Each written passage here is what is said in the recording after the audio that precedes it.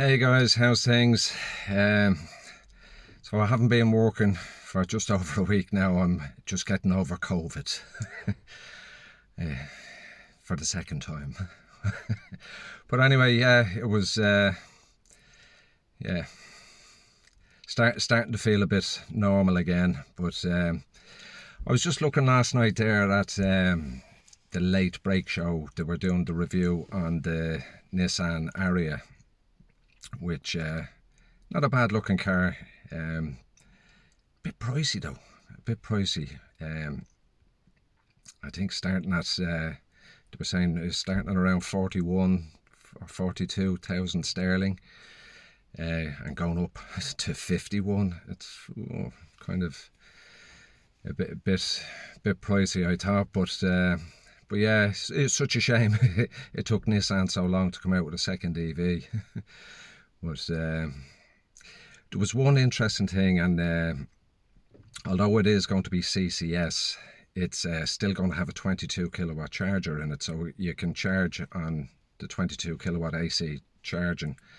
And they were saying something like 4 hours to fully charge it, which I've said this before about with the Nissan Leaf and Renault. Now Nissan and Renault are kind of, they work together, and just with the charging issues that we're now facing, because the sale of EVs has become so popular now and people want EVs, but the infrastructure isn't catching up, and it can be very hit and miss. Chargers, uh, more demand for the chargers, and then chargers being broken down and not working properly, But, I said it before, that it seemed like the obvious thing to do, but I suppose it's not always common sense. As they say, the thing about common sense is it isn't that common, But I mean, the 22 kilowatt AC chargers seem to be more prominent than rapid chargers, but so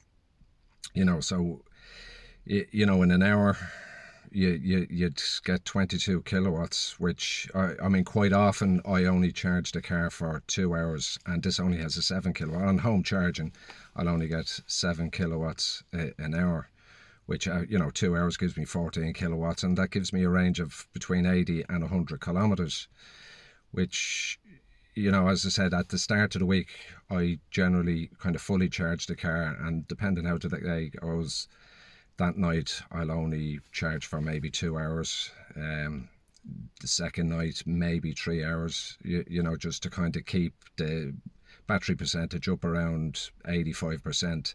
As long as I have 85%, I know I'm good for the day. I'd still get home with, at least 40% battery life left in it,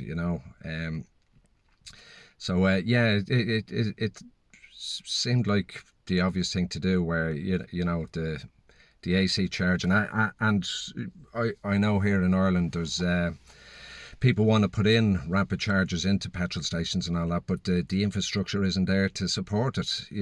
So it's there's a lot of catching up to be done with the charging, the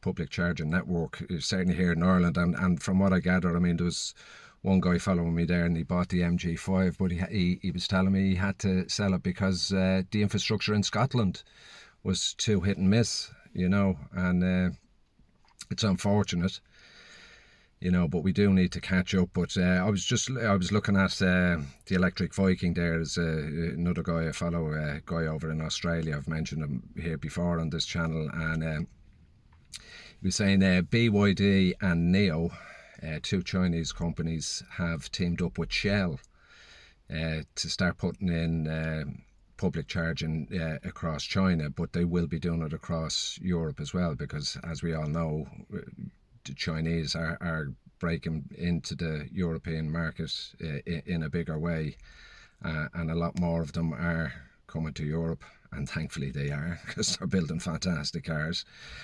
But Well, yeah, but they were saying as well the platform that the Nissan Ariya is using is the same platform that the Renault E Megane is going to use. So obviously that'll have the 22 kilowatt onboard charger as well, which I think that's going to be a big hit. That will be a big positive in the adoption of EVs. You know, because as we all know, the 22 kilowatt AC chargers are more prevalent around. Certainly here in Ireland, I presume it will be the same in the UK, and they seem to be a lot easier to fit. You know, they obviously don't need as high tension cables for carrying the power. You know, but yeah. So that's that's a positive to come. You know, I've always said from the start, you know, the home charging is you know, makes it seamless switching to EV, but not everyone can home charge. You know, a lot of people living in apartments or terrace houses where, you know, you can't run the cable across the footpath.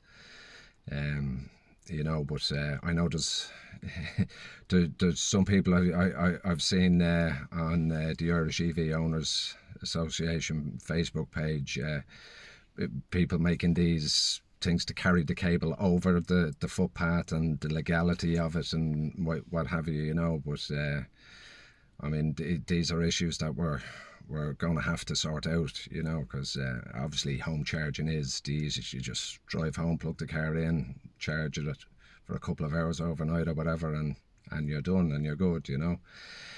But yeah, so that's nice to see an oil company actually looking to the future, you know, Shell, and working with Neo and BYD to put in charging infrastructure, you know, public charging infrastructure.